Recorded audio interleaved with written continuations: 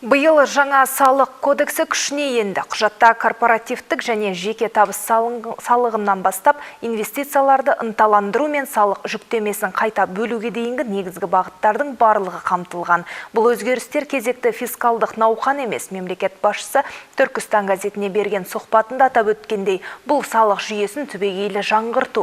Сарапшылардың пікірінше жаңа нормалар мемлекет пен салық төлеушілер арасындағы өзара іс-қимылдың жаңа форматын қалыптастырып, қызмет көрсетуге негізделген сервистік модельге көшуге мүмкіндік береді. Жаңа салық кодексі бақылаудан серіктестікке бет бұруды көздейді. Яғни мемлекет, бизнес және азаматтар өз міндеттерін адал әрі жауапкершілікпен орындайтын, өзара толықтыратын жүйе қалыптасуы тиіс. Осындай жағдайда салық ауыртпалық ретінде емес, қоғамдық келісімнің заманауи тетігі ретінде қабылданады. Салық төлей отырып, азаматтар мемлекеттік қызметтерге, инфрақұрылымға, қауіпсіздік пен жаңа мүмкіндіктерге қол жеткізеді. В своем интервью Мемлекет басшысы мақалада салық реформасының негізгі мақсаты мен мәнін айқындап өтті.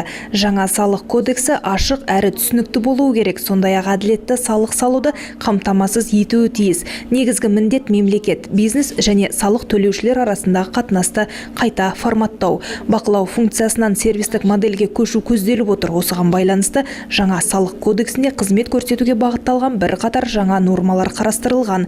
Біз азаматтарға тіркеуден бастап қызметті тоқтатуға дейінгі барлық кезеңде түсіндіру жұмыстарын жүргіземіз. Қазір әрбір мемлекеттік кірістер органында сервистік көшпелі топтар құрылуда.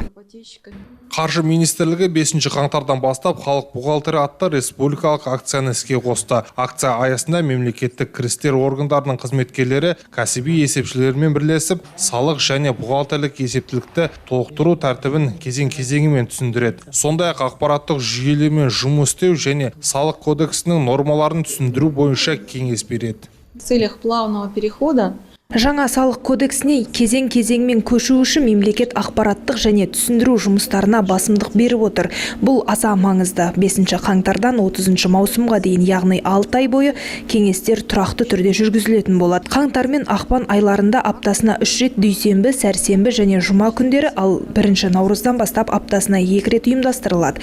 Егер жаңа режимге көшу барысында сұрақтар туындаса, Өскемен қаласында Назарбаев даңғылы 86 мекенжайындағы басқарма ғимаратының 3-ші қабатында кәсіби есепшілер мен мемлекеттік кірістер органдарының өкілдерінен кеңес алуға болады. Мемлекет басшысы атап өткенде фискалдық саясаттың тиімділігі тек әкімшілендіру сапасын ғана емес, қоғамның салықтық сауаттылығы мен жауапкершілік деңгейімен де өлшенеді. Дәл осы жолмен салық төлеу мәдениеті қалыптасады. Ол міндеттен заманауи патриотизмнің көрінісіне айналады. Ал бұл сыбайлас жемқорлықты қабылдамаудың нақты жолы. Нұртас Қайролдаев, Алексей Сафонов, Тимур Төлебаев, Алтай ақпарат.